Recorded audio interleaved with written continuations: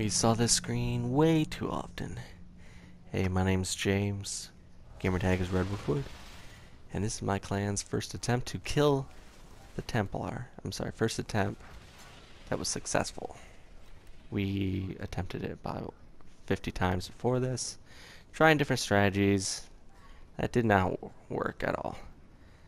So, oh hey, there's Matt way up there. So we put him way up there so he could snipe oracles on the right side. And put Zach right there so he can snipe on the left side. Oracles, of course, had a yellow glowy orby things on the bottom, in case you don't know. We got Sydney and Valynor in the center platform, and they are just kind of doing everything they can. Shooting oracles, shooting harpies that TheFaytes down there can't quite get to. TheFaytes is doing most of the work. He's the workhorse down there. He's got the shield. He's running around smacking oracles, smacking harpies, and shooting his superpower at the boss. I'll explain more of that later. But, I mean, if you've done this on normal mode, you already basically know how it goes. But if you're trying this on hard mode, doing it the way most people do on the normal mode down below, you're probably just going to die a lot and wipe a lot. It's going to be more frustrating than it is worth it. We went up top here. You see me going through my menus here, and I have a lot of my stats in armor and agility.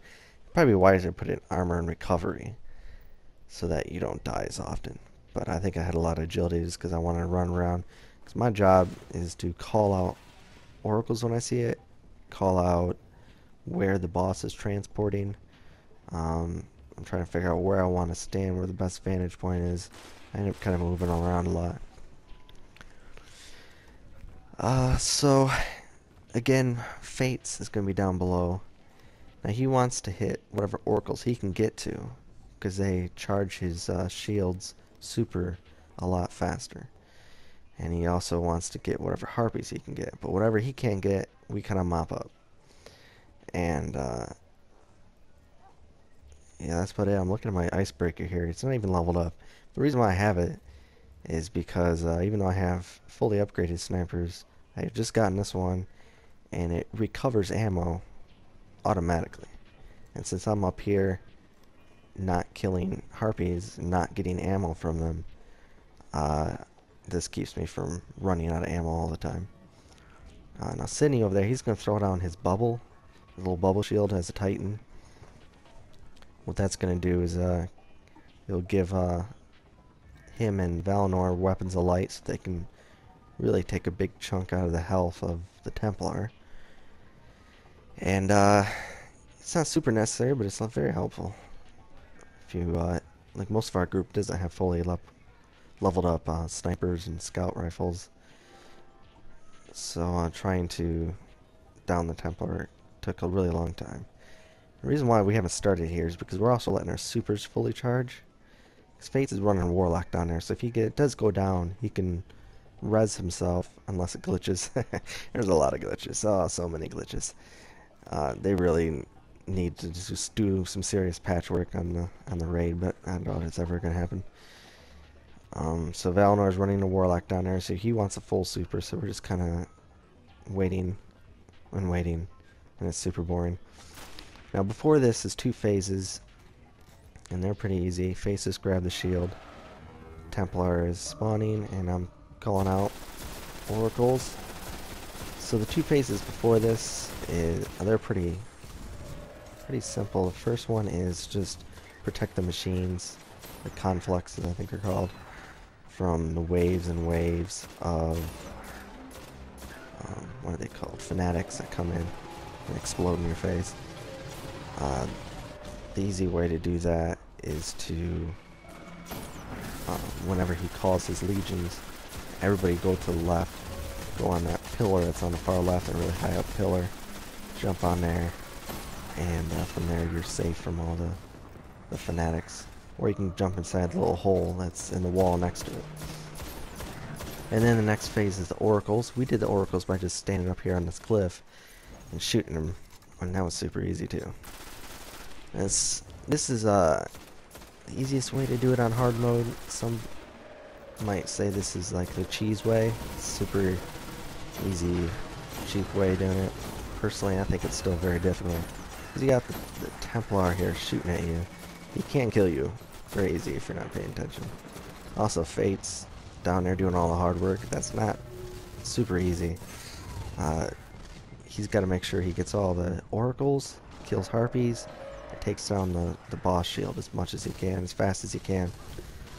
Because this is really a race against time more than it is against the actual Templar. It's a lot easier if everybody has fully upgraded weapons. But at the time, we didn't quite have that. Let's see. So he's at about 3/4 health. We're doing some good chunks off his health. We haven't been able to stop his teleporting yet. And this run was just bad spots for teleport. What a good strategy is when he's in the back of the room. And there's a teleport. You'll know it's a teleport because a big beam of light with a circle, and it's on my screen right now. And I'm calling those out too. I'm like, hey, if you can get to that, but he can't really get to it because the Templar's right over. But the Templar's in the back, or the front right, I'm sorry, and one of the teleport spots is in the back of the room, closer to us. Fates can get to it and stop him from teleporting. We can continue to shoot the boss and take more of his health down instead of having to wait for his shields to go back down again. So far, we haven't been able to do that in this run. He's almost at half health, doing pretty good. Those little berries that go up around you are very irritating, and they seem to be just random. I know there's all kinds of theories that like if the boss is looking at you or you're a certain distance away from him, but I don't think any of that matters. I think it's completely random. So it's a good idea for the shield carrier to call out when he's about to take out the shield so everybody can turn and focus on him. It's also good not to do it when oracles are spawning, because then everybody's focused on shooting oracles. Almost said Oreos. Man, I could go for some Oreos. But other than that, it's pretty straightforward. Just everybody calling out stuff is really important. Otherwise, you miss an oracle and you start over. The boss teleports on top of the shield carrier and you start over. Zach isn't paying attention and he dies and you start over. I forget that I'm using the sword dancer and go flying off the cliff when I use my super and it's over. So you're just going to have to keep practicing over and over again until you can figure it out. It's really all about practice. You're going to fail about 40 or 50 times like we did. Unless you're just better at video games, where most of us aren't that amazing, including myself. So, there's not a whole lot else to comment on here. And I don't know about you, but I'm getting pretty sick of hearing my own voice. And I don't know what I'm doing here, I'm just staring at the boss. I'm waiting for a shield to go down. Face is probably telling me I'm about to take it out. A lot of times he would go to take out the boss's shields, and he would hit a harpy that would jump out in front of him. Oh, that's not good. That's not fun for anybody.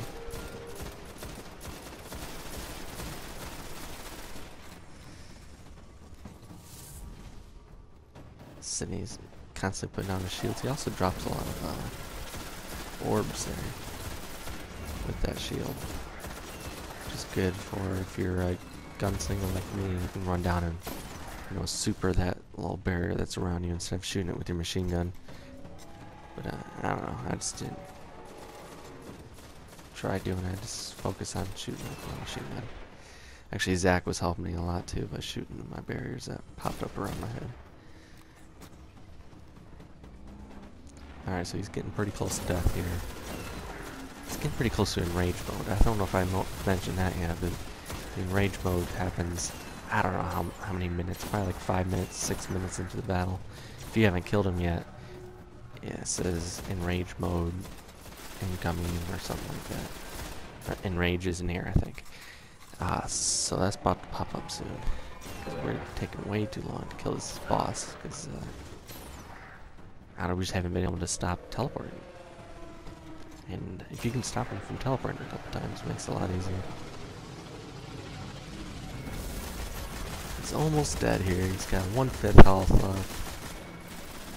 I'm yelling at everybody, keep shooting him. And he's about to teleport again. Fates almost to that teleport spot, not quite. And he almost gets killed. So at this point I'm yelling at Fates, like, we have to stop him from teleporting or else we'll have to start over. Again.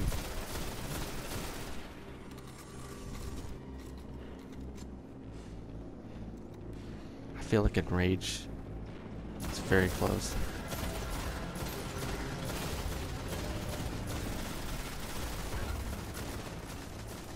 See, Zach took out my barrier again. So helpful. It's back in the center. Someone threw a random grenade down there for some reason. Oh, by the way, the really cheap way. Oh, there's Enrage. Enrage is near. So now I'm yelling at Fates. Gotta stop the teleport. Next one. Another cheap way of doing this, which is the cheesiest of ways, is to actually sit where the Templar is right now and just kind of hide down there. Every so often you pop up and throw a grenade and it pushes him off the platform. Oh, well, he was able to stop the teleport. So here we are doing major damage and he's down. So we finally got him after all that hard work, and I get my Fatebringer. Sydney got his Fatebringer too. The rest of the group was very unsatisfied with what they got, but hey, we can't all be winners. But to those watching this, thank you. Hope this helped you.